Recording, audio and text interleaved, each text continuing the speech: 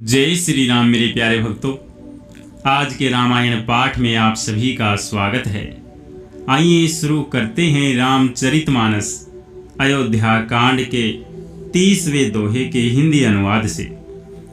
धर्म की धुरी को धारण करने वाले राजा दशरथ ने धीरज धरकर नेत्र खोले और सिर धुनकर तथा लंबी सांस लेकर इस प्रकार कहा कि इसने मुझे बड़े कठोर मारा, ऐसी कठिन परिस्थिति उत्पन्न कर दी जिससे बच निकलना कठिन हो गया।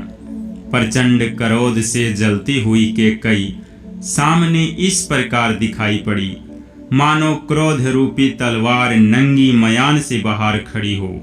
कुबुद्धि उस तलवार की मूठ है, निष्ठुरता धार है और वह कुबड़ी मंथरा रूपी शान पर धरकर तेज की हुई हो। राजा ने देखा कि यह बड़ी ही भयानक और कठोर है और सोचा, क्या सत्य ही यह मेरा जीवन लेगी। राजा अपनी छाती कड़ी करके बहुत ही नम्रता के साथ उसे कैकेयी को प्रिय लगने वाली वाणी बोले, हे प्रिय, हे भीरू, विश्वास और प्रेम को नष्ट करके ऐसे बुरी तरह के वचन कैसे कह रही हो। मेरे तो भरत और रामचंद्र दो आँखें अर्थात एक से हैं। यह मैं शंकर जी को साक्षी मानकर सत्य कहता हूँ। मैं अवश्य सवेरे ही दूत भेजूंगा। दोनों भाई भरत शत्रुघ्न सुनते ही तुरंत आ जाएंगे। अच्छा दिन शुभ मुहूर्त शोधवाकर सब तैयारी करके डंका बजाकर मैं भरत को राज्य दे दूंगा। राम को राज्य का लोभ नहीं है और भरत पर उनका बड़ा ही प्रेम है। मैं ही अपने मन में बड़े छोटे का विचार करके राजनीति का पालन कर रहा था, बड़े को राज तिलक देने जा रहा था।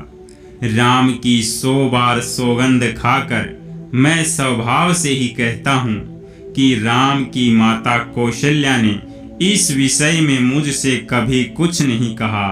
अवश्य ही मैंने तुमसे बिना पूछे यह सब किया, इसी से मेरा मनोरथ खाली गया। अब क्रोध छोड़ दे और मंगल साज सज। कुछ ही दिनों बाद भरत युवराज हो जाएंगे। एक ही बात का मुझे दुख लगा कि तूने दूसरा वरदान बड़ी अड़चन का मांगा।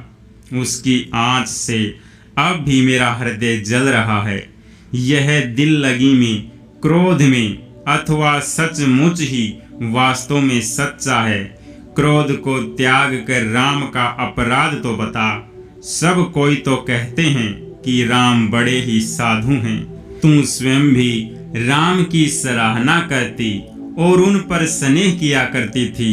अब यह सुनकर मुझे संदेह हो गया है कि तुम्हारी प्रशंसा और स्नेह कहीं झूठे तो न थे। जिसका स्वभाव शत्रु को भी अनुकूल है, वह माता के प्रतिकूल आचरण क्यों करेगा। हे प्रिय, हंसी और क्रोध छोड़ दे और विवेक उचित अनुचित विचार कर वर मांग, जिससे अब मैं नेत्र भरकर भरत का राज्याभिषेक देख सकूं। मछली चाहे बिना पानी के जीती रहे और सांप भी चाहे बिना मणि के दीन दुखी होकर जीता रहे, परंतु मैं स्वभाव से ही कहता हूँ, मन में जरा भी छल रख कर नहीं कि मेरा जीवन राम के बिना नहीं है।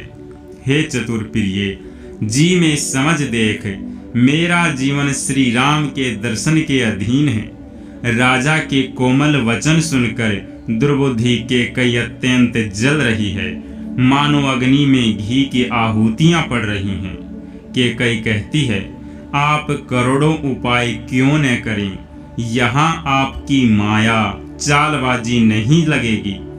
या तो मैंने जो मांगा है सो दीजिए, नहीं तो ना ही करके अपयश लीजिए। मुझे बहुत प्रसन्न यानी बखेड़े नहीं सुहाते। राम साधु हैं, आप सयाने साधु हैं और राम की माता भी भली है। मैंने सबको पहचान लिया। कौशल्या ने मेरे जैसा भला चाहा है। मैं भी साका करके याद रखने योग्य उन्हें वैसा ही फल दूंगी। सवेरा होते ही मुनि का वेश धारण कर यदि राम वन को नहीं जाते तो हे राजन, मन में निश्चय समझ लीजिए कि मेरा मरना होगा और आपका अपयश। ऐसा कहकर कुटिल के कई उठ खड़ी हुई, मानो क्रोध की नदी उमड़ी हो। वह नदी पाप रूपी पहाड़ से प्रकट हुई और क्रोध रूपी जल से भरी है। ऐसी भयानक है कि देखा नहीं जाती। दोनों वरदान उस नदी के दो किनारे हैं।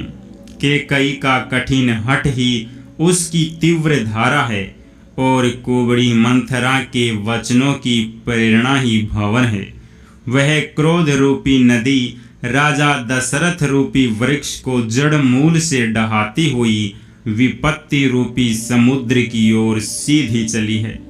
राजा ने समझ लिया कि बात सचमुच वास्तव में सच्ची है। स्त्री के बहाने मेरी मृत्यु ही सिर पर नाच रही है। तदंतर राजा ने केकई के चरण पकड़कर उसे बिठाकर विनती की कि तू सूर्य कुल रूपी वृक्ष के लिए कुल्हाड़ी मत बन। तू मेरा मस्तक मांग ले, मैं तुझे अभी दे दूं, पर राम के विरह में मुझे मत मार। जिस किसी प्रकार से हो तू राम को रख ले, नहीं तो जन्म भर तेरी छाती जलेगी। राजा ने देखा कि रोग असाध्य है।